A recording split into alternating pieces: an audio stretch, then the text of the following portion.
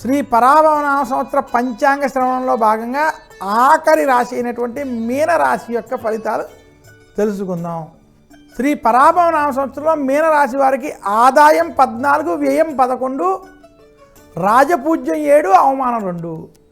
చిలకమర్తి పంచాంగరీత్యా దృక్ సిద్ధాంత పంచాంగ గణితం ఆధారంగా శ్రీ పరాభవనామ సంవత్సరంలో మీనరాశి వారికి జన్మ రాశిలో శని, ఏలినాటి శని, జన్మశని ప్రభావం ఉండడం, అలాగే మీనరాశి వారికి బృహస్పతి పంచమంలో అనుకూలంగా సంచరించడం, రాహు వ్యయంలో, కేతు 6వ స్థానంలో అనుకూలంగా సంచరించడం చేత శ్రీ పరాభవనామ సంవత్సరం మీనరాశి వారికి కొంత కలిసి వచ్చే సంవత్సరంగా చూడాలి.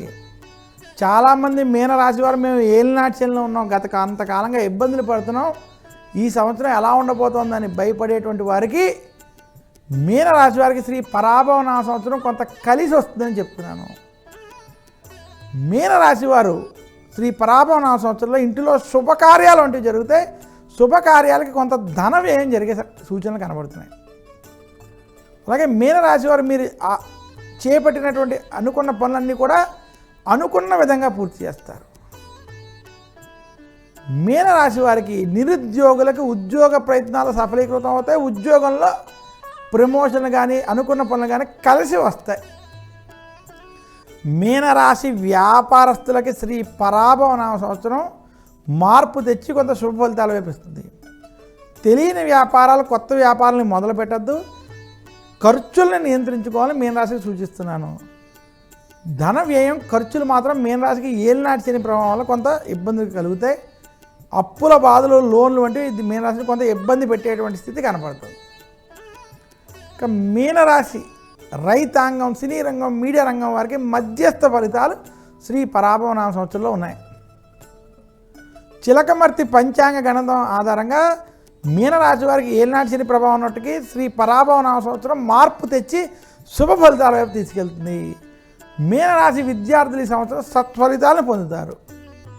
విదేశీ ప్రయాణాలు వంటివి కలిసి వస్తాయి.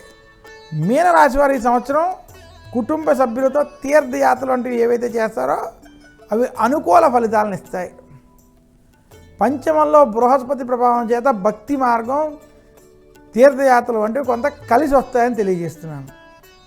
మొత్తం మీద శ్రీ పరాభవనామ సంవత్సరం మీనరాశి వారికి మార్పు తెచ్చి శుభ ఫలితాల వైపు తీసుకెళ్లేటువంటి సంవత్సరంగా చూడాలని తెలియజేస్తూ, మీనరాశి వారి ఏలినాటి శని బాధలు, రుణ బాధ నుంచి బయటపడడానికి ఈ కింది పరిహారాలు పాటించండి. శనివారం రోజు శనికి తైలాభిషేకం చేసుకోవడం, గురు దక్షిణామూర్తి స్తోత్రం, దశరథ ప్రోక్త శని స్తోత్రాన్ని పారాయణం చేయడం, అలాగే లక్ష్మీ నరసింహస్వామిని పూజించడం. విశేషంగా మీనరాశి వారు 12 జ్యోతిర్లింగాలు, 18 శక్తిపీఠాలు ఏదో ఒక క్షేత్రాన్ని దర్శించి ఆ భగవంతుడి యొక్క అనుగ్రహాన్ని పొందేటువంటి ప్రయత్నం చేయడం చేత మరింత శుభ ఫలితాలు పొందుతారు.